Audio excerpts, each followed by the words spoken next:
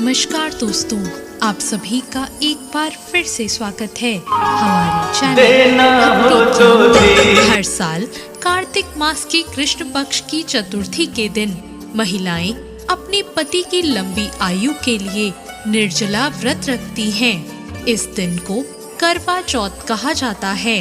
रात में चांद को देखने के बाद और अपने पति का चेहरा देखने के बाद महिलाएं इस व्रत को खोलती हैं। इस साल यह तिथि 24 अक्टूबर रविवार को पड़ रही है। करवा चौथ के व्रत को लेकर शास्त्रों में बताया गया है कि इस व्रत को करने से न सिर्फ पति की आयु लंबी होती है, बल्कि इस व्रत को करने से वैवाहिक जीवन की सारी परेशानियां भी दूर होती हैं और सौभाग्य की प्राप्ति होती है। तो आइए सुनते हैं करवा चौथ की व्रत कथा।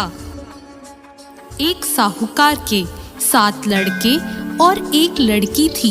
सेठानी समेत उसकी सभी बहुओं और बेटी ने करवा चौथ का व्रत रखा। साहूकार के लड़के अपनी बहन से बहुत प्यार करते थे। साहूकार के लड़के जब भोजन करने लगे तो उन्होंने अपनी बहन से भोजन के लिए कहा।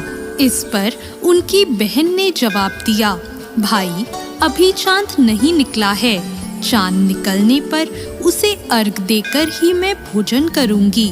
बहन की बात सुनकर भाइयों ने नगर के बाहर जाकर एक पहाड़ी पर अग्नि जला दी और छलनी ले जाकर उसमें से प्रकाश दिखाते हुए अपनी बहन से बोले, बहन चांद निकल आया है, अर्घ देकर भोजन कर लो।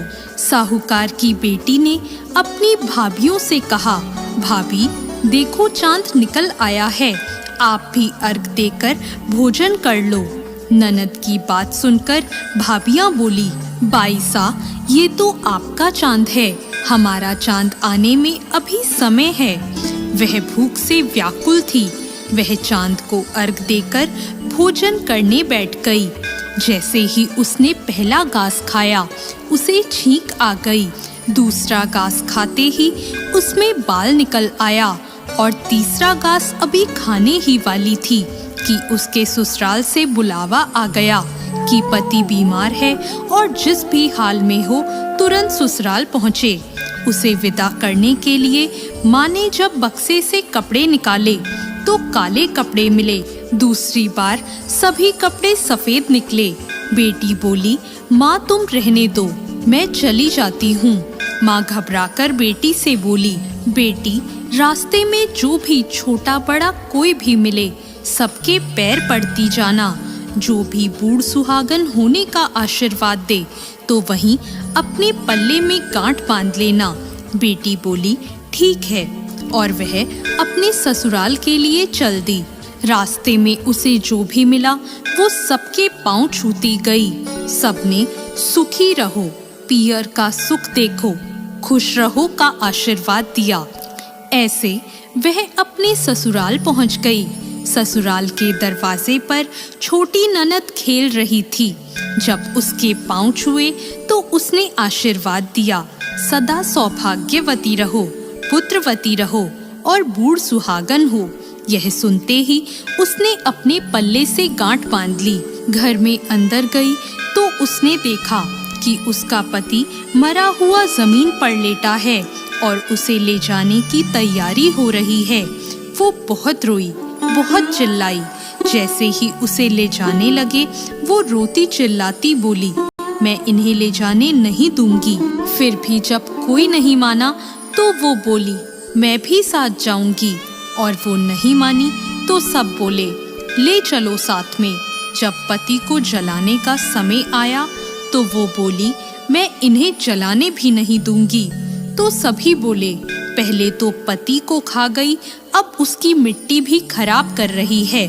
लेकिन वो नहीं मानी। गांव के और परिवार के सभी बड़े लोगों ने यह निर्णय किया कि इसे यहीं रहने दो, इसके लिए एक झोपड़ी बनवा दो। वो वहां अपने पति को लेकर रहने लगी। वो पति की साफ सफाई करती और उसके पास बैठी रहती।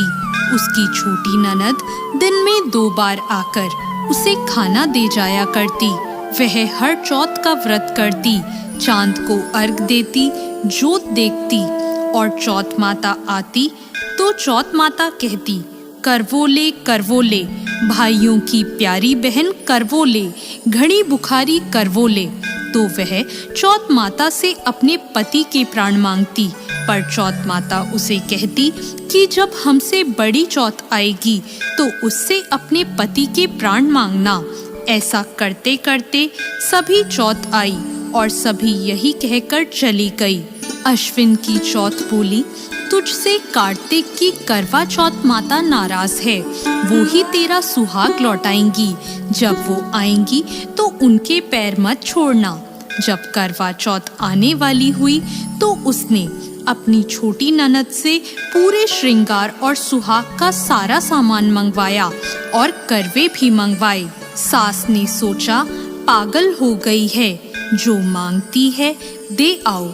साहूकार की बेटी ने करवा चौथ का व्रत रखा, चांद निकलने पर अर्घ दिया, चौथ माता की जोत करी। जब चौथ माता प्रकट हुई तो चौथ माता बोली, करवोले करवोले, 7 भाइयों की प्यारी बहन करवोले, दिन में चांद उगाने वाली करवोले, घड़ी बुखारी करवोले।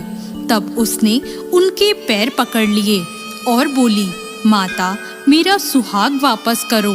चौथ माता बोली, तू तो बड़ी भूखी है, 7 भाइयों की प्यारी बहन है, तुझे सुहाग से क्या काम। तब वह बोली, नहीं माता नहीं, मैं आपके पैर तब तक नहीं छोड़ूंगी जब तक आप मेरा सुहाग वापस नहीं करती। चौथ माता ने सुहाग का सारा सामान मांगा तो उसने एक एक करके 16 श्रृंगार का पूरा सामान माता को दे दिया। चौथ माता ने अपनी आँखों से काजल निकाला, नाखूनों से मेहंदी निकाली और मांग से सिंदूर निकाला और चिटकी उंगली का छींटा दिया। उसका पति जीवित हो गया और चौथ माता जाते जाते उसकी झोपड़ी पर लात मार गई, जिससे उसकी झोपड़ी महल बन गई। जब छोटी ननद अगले दिन खाना लेकर आई तो उसने देखा कि भाभी की झोपड़ी की जगह तो महल खड़ा है। वो ननद को देखते ही दौड़ी दौड़ी उसके पास आई और बोली, देखो बाईसा, आपका भाई वापस आ गया। घर जाओ और सासू जी से कहो गाजे बाजे के साथ हमें लेने आए। ननद दौड़ी दौड़ी माँ के पास जाकर बोली, माँ भाई जिंदा हो गया। माँ बोली, उस भाभी के साथ तेरा भी दिमाग खराब हो गया है। ननद बोली, नहीं माँ, मैंने देखा है, भाई सच में जिंदा हो गया है। भाभी ने गाजे बाजे के साथ हमें बुलाया है। सभी घर वाले गाजे बाजे के साथ अपने बेटे को लेने पहुँचे। बेटे को जिंदा देखकर सास बहू के पैर छूने लगी और बहू सास के पैर छूने लगी। वो बोली, देखो माँ, आपका बेटा वापस आ गया। सास बोली, मैंने तो साल भर पहले ही इसे अपने घर से भेज दिया था। वो तो तू ही थी जो इसे वापस लेकर आई है।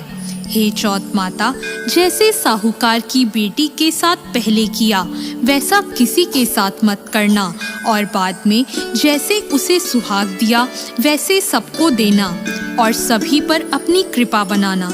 जय चौथ माता। धन्यवाद।